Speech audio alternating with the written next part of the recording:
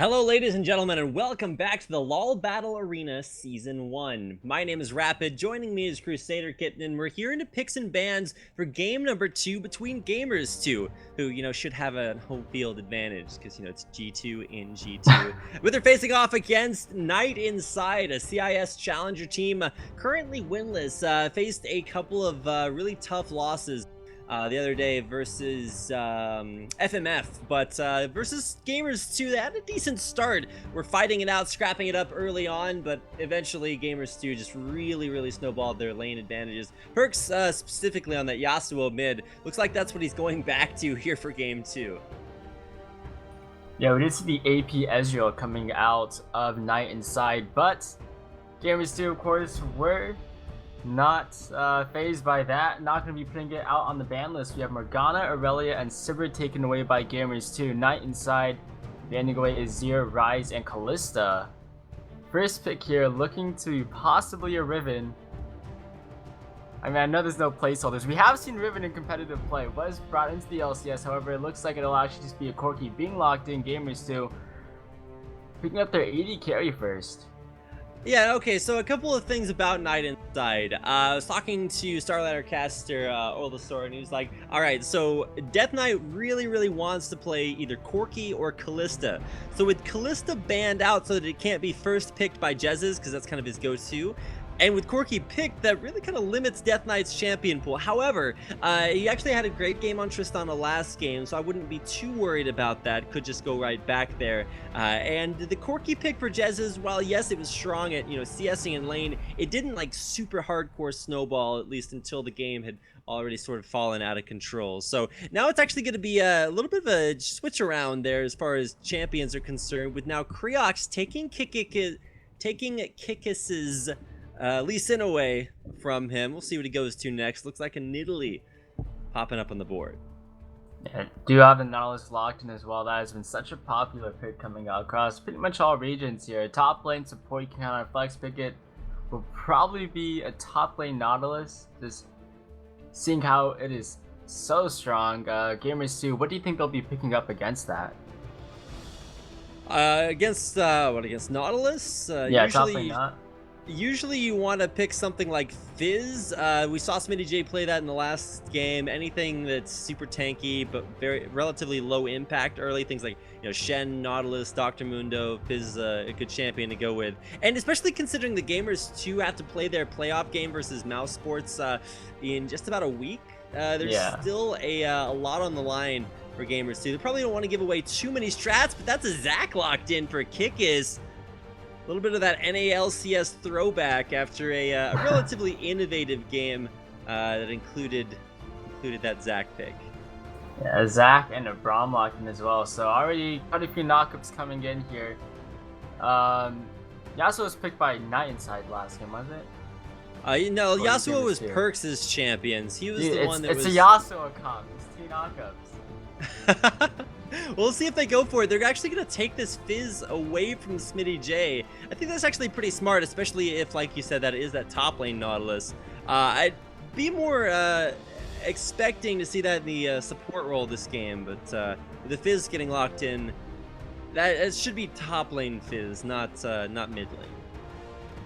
Yeah, Lucian over here for Death Knight on the AD carry role. As you said, Kalista and Corki being his favorite champion, Sivir being bound out as well definitely limits a lot of AD carries champion pools.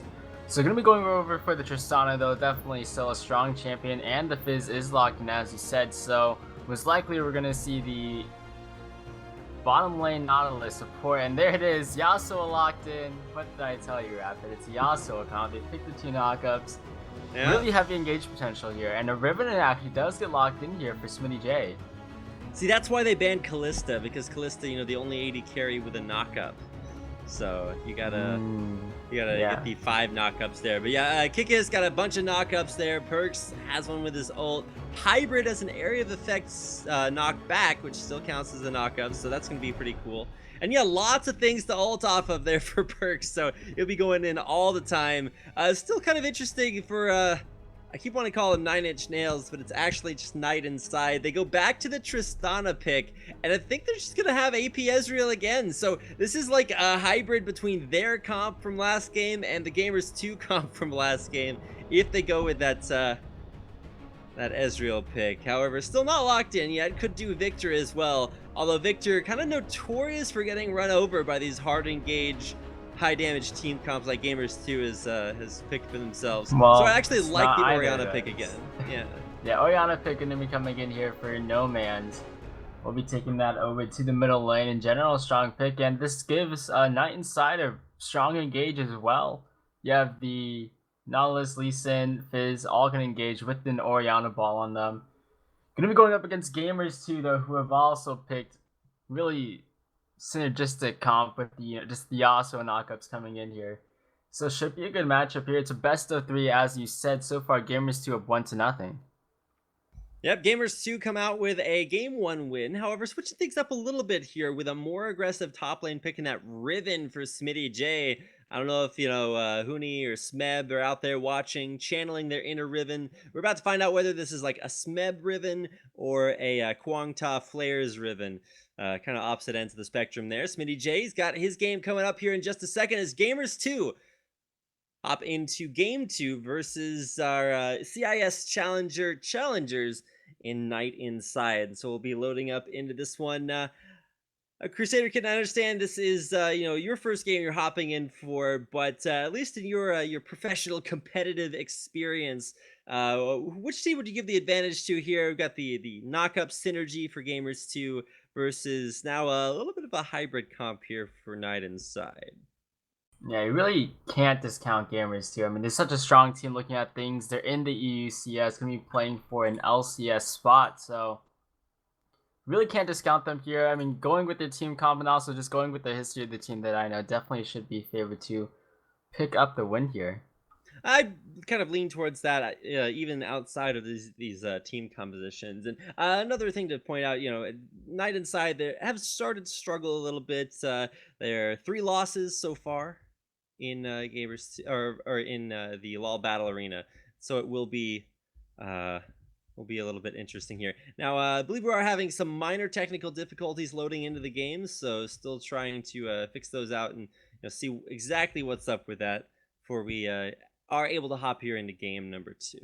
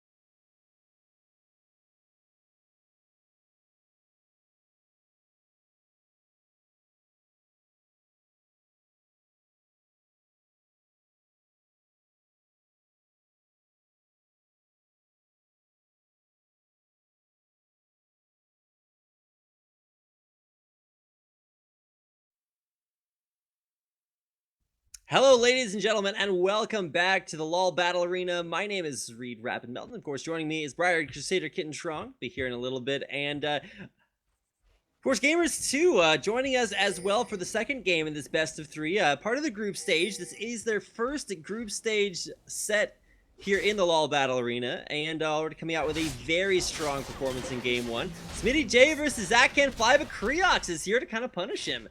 Smitty J now running away, and Kikis was coming up to try to help, but he actually walked a long way away. But with Perks there, he's gonna body block, and Smitty will get out of there alive. No summoner spells blown, just a little bit of early aggression. I guess fairly standard out of maybe hashtag Riven players. Smitty J always going aggressive, even into the enemy jungle when he doesn't quite know what's out there. So recalls back to base for everybody that's damaged, and looks like a lane swap to be coming out here with Death Knight up towards the top half of the map, and Lecky, he's finally getting that rotation up there, just a little bit slow. Does walk over that ward placed at the red buff, so this should give Gamers2 the knowledge that they will be going into a lane swap. At least for the time being, looks like a little bit more than a lane swap. Knight Inside actually going for a 3-man jungle invade. Now, they were scouted out walking over a ward, so Gamers2 do know about this. And they should be able to just do some horizontal jungling to make sure that they ensure 2 buffs for themselves as well.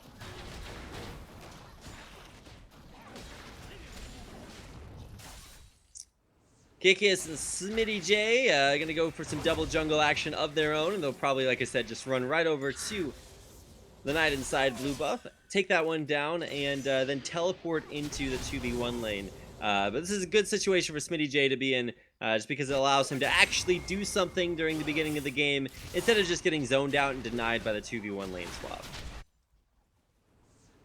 Theoretically, lane swapping against the Riven is a good idea because, you know, you want to play aggressively on Riven and you can't do that because there are twice as many enemy champions.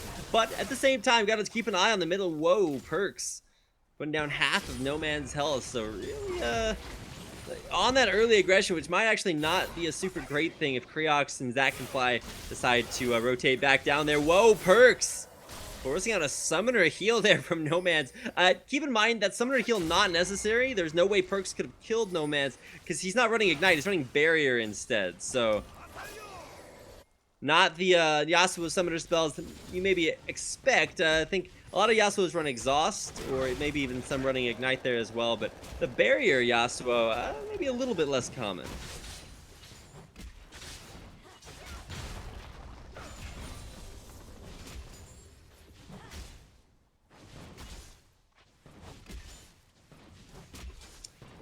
4v0, or yeah, I guess this is actually more of a 3v0 with a recall there from Kikis. Will be successful enough for Gamers2 to take down their first turret of the game. Pre-4 minutes, so that is a very early turret takedown, and not the same situation for Knight Inside at all. They had everybody on the same side of the map initially, but haven't really opted for this very early turret takedown strategy, even though now with the, you know, the grouping up there. Next wave probably will see pretty much the exact same thing happen, although Kikis up here towards the top half of the map. I'm not sure if he's going to try to stop this. He does have a Ranger's Trailblazer, or no, he wants Chilling Smite instead. If he had Rangers, he could have bounced in there, smited the wave away, and then let that turret do most of the work there. But he's actually, yeah, he's going to go in there, Chilling Smite onto Lekix. Not going to find a kill there. Just force him to tank a few extra turret shots.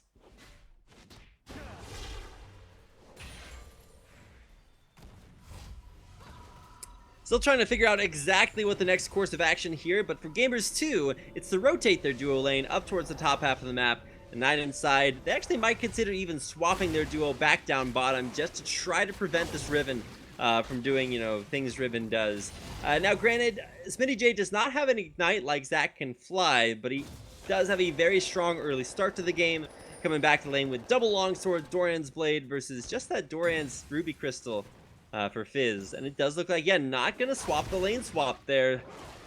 For Knight Inside, they're just going right back into the duo lane, which I guess won't be a duo lane, at least for right now, given that Hybrid's actually watching No Man's doing the Raptor camp.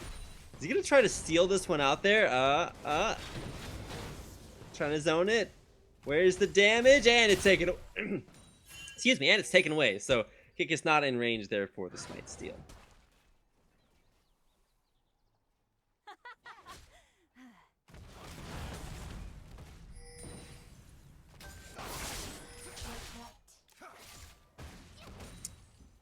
Top lane duo for Gamers2, looking strong there, forcing the rocket jump backwards from Death Knight, and now kind of a little bit of deja vu as, you know, we get the very similar lane to what came out their last game. Gamers2, they ended that lane phase with a 50 CS lead, so hopefully some better laning here for Knight Inside. They do have a little bit of options as far as walking forward is concerned. Just given their overall higher amount of crowd control, but Hybrid only level 3, really gonna start to set him behind, you know, as opposed to Knight Inside, who have double level 4 champions.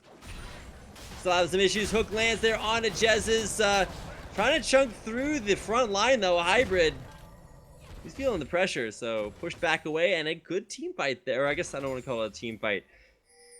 How many players does it take to make a team? 2, 3, 4, I don't know. But for Knight Inside, just their dual lane, winning that trade and continuing to put the pressure on Hybrid and Jez's up there in the top half of the map.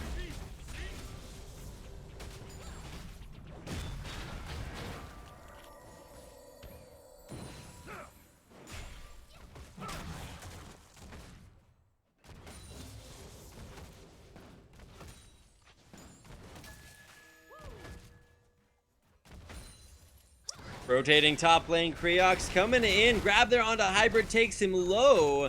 And so if Creox decides to walk around behind the turret, there's actually kill potential on Hybrid.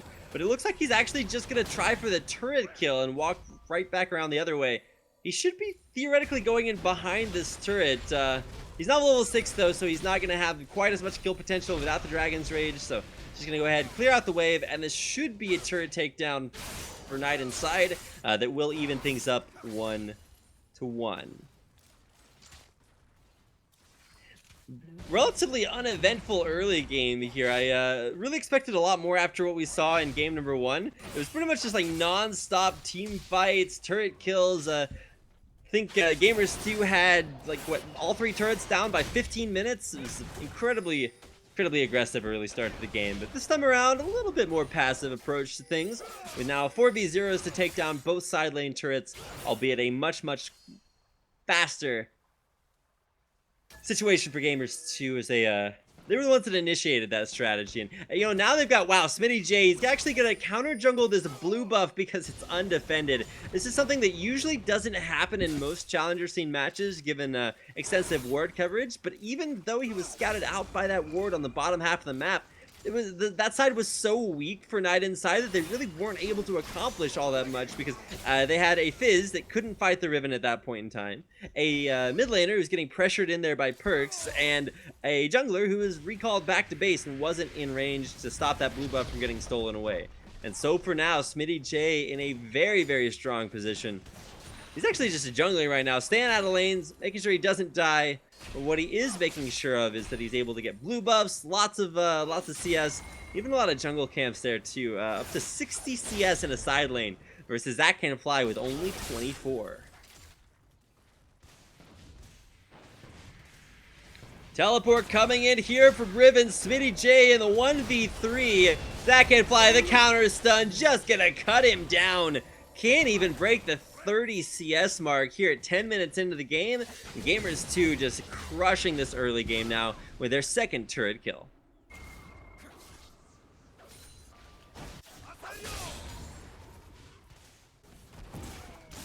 Jumping in for the all-in. There's a shockwave to try to keep him alive. No Man's actually stays in there for quite a while, but in the end, it's a successful dive for Gamers2.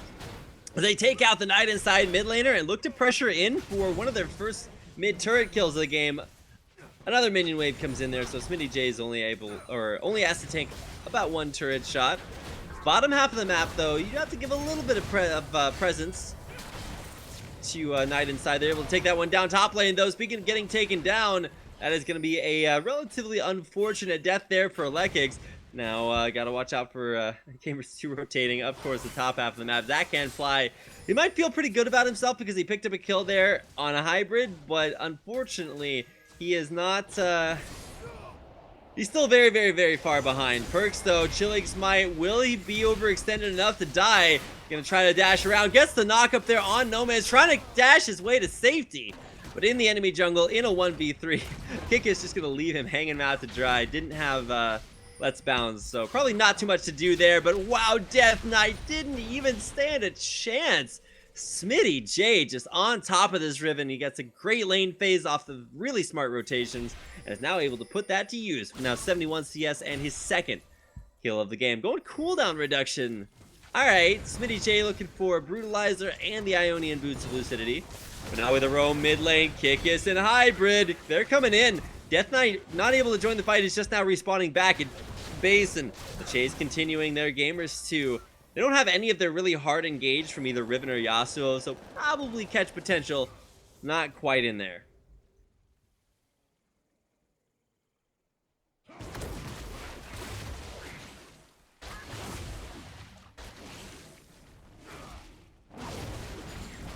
Still trying to look at the dragon, and at least for all intents and purposes, Gamers2 really not looking to drop any real global objectives. They didn't do it in game 1, and oh man, Perks versus Zach Can Fly. Yeah, this Fizz, he's not gonna stay alive very much longer. To his credit, fighting in the minion wave, he almost does take down Perks. And now Lekig's coming in, the knock up there. Dredgeline gets stopped by a wind wall. I think Perks is going to try to fight this, but man, bottom lane, Smitty J just not taking no for an answer. Perks versus Lekix. The Ignite, though, takes him down.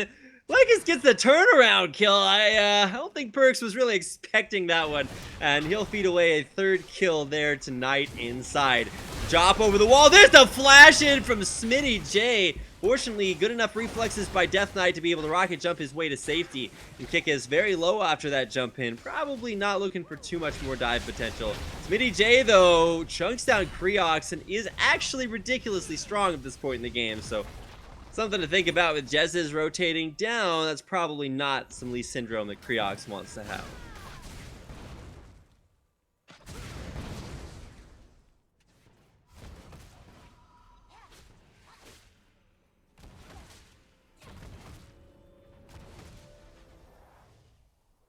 All right, recall's coming in for Gamers2. They're gonna spend all that gold, and really, I guess the guy that needs to spend the most is Smitty J. He had about 1,200 gold, so he heads back to base, grabs a Tiamat, and really some big power spikes for the entirety of Gamers2. They get the Shiv for Perks. They've got Tiamat, Brutalizer for Smitty J, and even that Cinderhulk and company completed for Kickiz. So everyone in a pretty good spot. I would say the only weak spot is Jez's, who hasn't been able to pick up his Trinity Force, but with a takedown on that Raptor camp, he's got it when it heads back to base.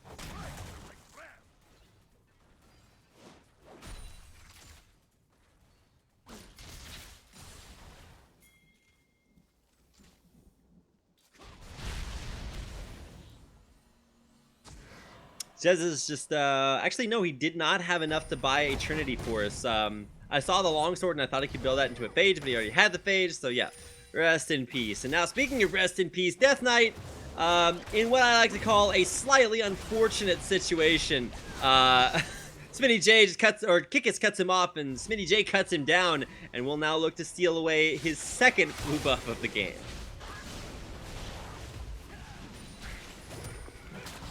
Kickiz gets the follow-up there on Creox. He is not in a good spot. Concussive blow is going to lock him down. And okay, Smitty J, nice try on the steal, but unfortunately unable to grab it.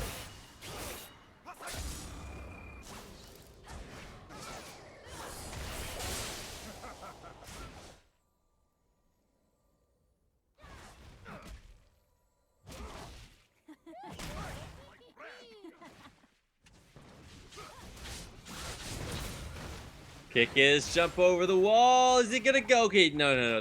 Yeah, okay. Even I know that's a bad idea, and I'm not even in the game. Well, I guess technically I am in the game, but in a spectator role, hindsight 2020. Maybe hindsight for Zach Can Fly on this Fizz. Not necessarily such a great pick into a Riven. Granted, he may not have known necessarily exactly that was going to be the matchup, and especially off of the lane swap.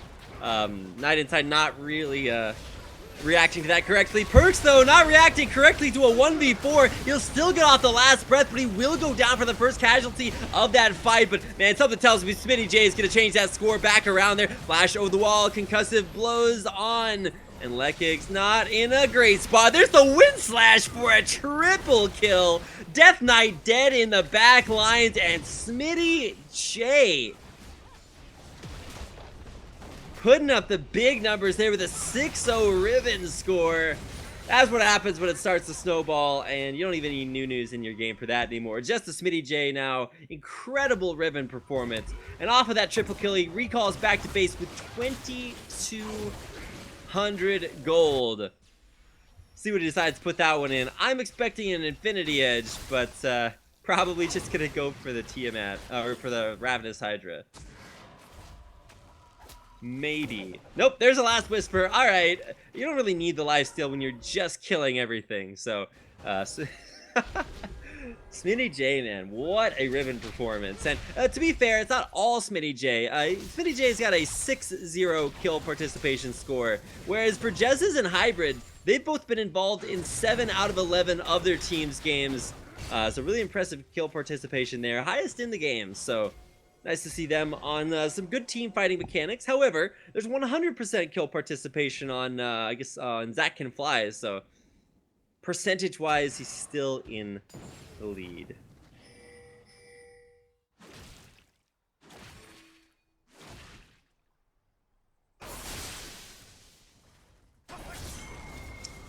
Perks in a rough spot in the top lane. Might have kill potential there on Lekig's, but not, yeah, not going to go for that one. And, yeah, probably a well-advised situation to put yourself in. Perks, though, he likes playing aggressively, and he's been forced to pay for it. He's the only one on his team with a negative score. So maybe that's a Yasuo player's thing, but I'm not sure that this defense on the second tier turret is really going to work out too well. There we go, the last breath in on a Death Knight. He's going to get taken down there, and Hybrid kicked away. Creox is trying to stay alive, but Jez is there to snipe him down. And Gamers2 with an incredibly good dive, find only one kill off of it. Maybe a low, no, Jez, it's Wild Turtle all over again, and he probably will not make it out of here alive. Yeah, gets the one kill, going for the big plays. And ultimately, I guess, technically making them, but actually maybe not probably quite so much.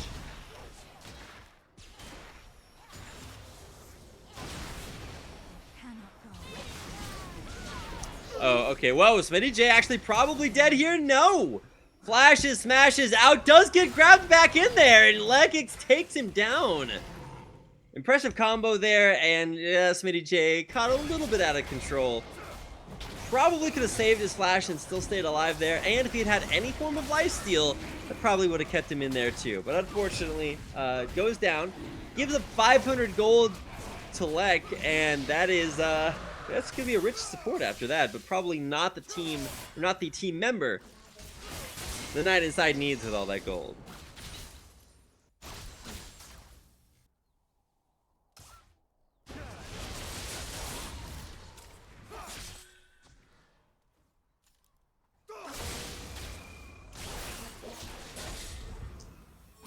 Perks in a 1v2, as is usual. He's saying team, come on. Team? And he's just spam pinging. Come on, man. Help me out here. Shockwave on in. Perks almost gets destroyed instantly. There's that barrier coming in a big way. He knows he's got Way of the Wanderer passive if he wants to go back in there. But with a teleport coming in off to the side, Zach Can Fly will be joining this fight. Not a great situation for Gamers2 to be in, and especially look off towards the back line. Jez's versus Kraox cuts him down. Can he find the kill on? No man's no. And now really only Lexi. Zach alive and Death Knight there in the mid lane. Ignite's going down there, but will we see a turnaround? Smitty J's gonna cut one down. Can he find a second one? Gets the stun on the Death Knight, but can't quite get it to latch. Smitty looking forward. Knockup does land, and the long range auto attacks off that Blade of the Exile. Coming in for the 9th kill of the game for Smitty J.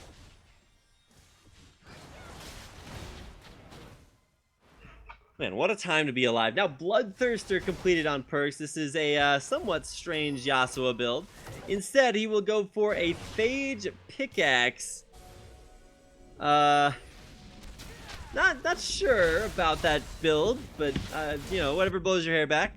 Whatever boats your goat, as the case may be. And we're going to see not only a somewhat questionable build there, but we're also going to start to see the emergence of an AP Zac. To come out there from Kickiz, probably looking for Abyssal after. Actually, no, that's going to be a Leandri's Torment.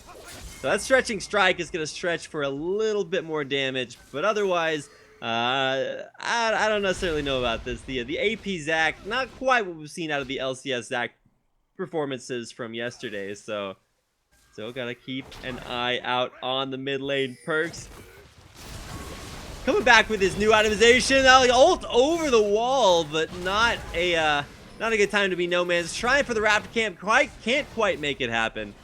Righteous Glory is going to get Lexi back out alive, but man, really back up against the wall. A 10 kill deficit, and at a 21-minute mark, and almost 10,000 gold lead. Smitty J needs some help practicing how to jump over the Baron wall there, but I don't think gamers do need too much help practicing how to take an early lead and then crush down for a Baron kill here. Now, keep in mind, Creox is still around. He's looking to come in from over the wall. Baron paused. And war jump available. Can he get in for the smite? No, Kickus there to take it down and take him down. Creox dying for his team.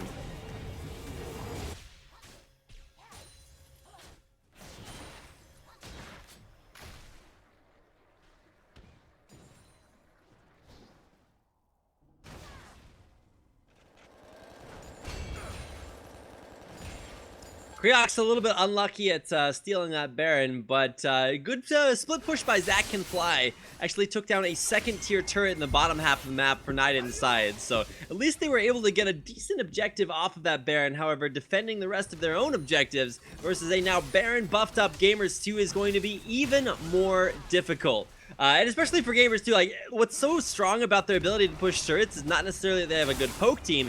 It's that if you're anywhere near the turret, you actually just die. Whoa, that's not a rocket jump, Death Knight. He actually used his rocket jump earlier to try to get away. Couldn't quite escape the distance, and Perks going the distance there, grabbing his third kill of the game. Perks on a quest for positivity. Still trying to put himself up there in the kill score. The rest of his team is positive. Why can't he be?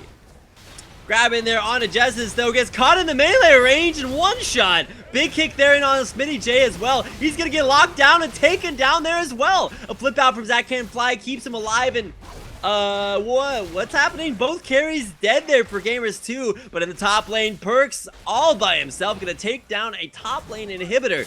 Gamers2, they lose that mid lane fight in spectacular fashion. They will be able to escape alive for the most part, and with an inhibitor kill in the top lane to show for it.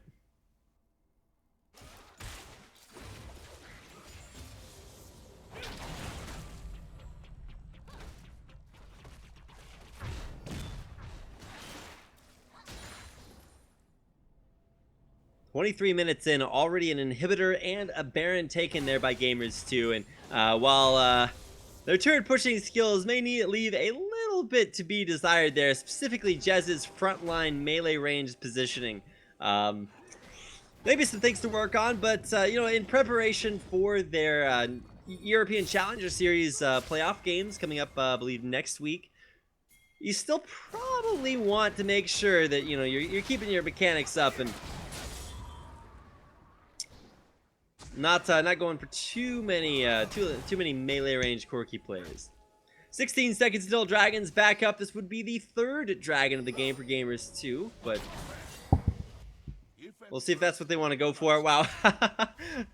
Hybrid just making sure that Zach Can Fly kind of knows what's up, and then walking back away somewhat unceremoniously, I might add.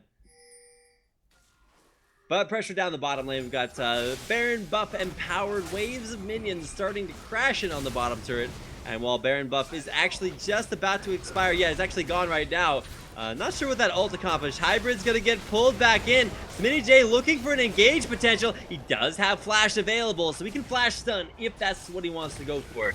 He's building up for a knock-up. Where's it gonna go? The kick on the Jez kicks him forward, but he's actually able to kite backwards hard enough. Zach Can Fly trying to get the kill, but Smitty J got the nice peel to keep Jez's alive. Perks on the dive. The lockup on a Death Knight crits him down. That's a static ship proc for the kill, for the double kill. Now Smitty J trying to cut off like it's from the fountain. Can they find the kill? Nope. Pulling Perks back on, though. He'll go down, but so will these Nexus turrets. And here at 25 minutes into game number 2, Gamers2 will take a 2-0 victory over Knight Inside as they take down these Nexus turrets. Not a whole lot of resistance there. Smitty J wants a kill, but he's not going to have it given to him. Lexi back on the fountain, and Gamers2 on the Nexus are going to go ahead, take it down, and grab this 2-0 victory over Knight Inside.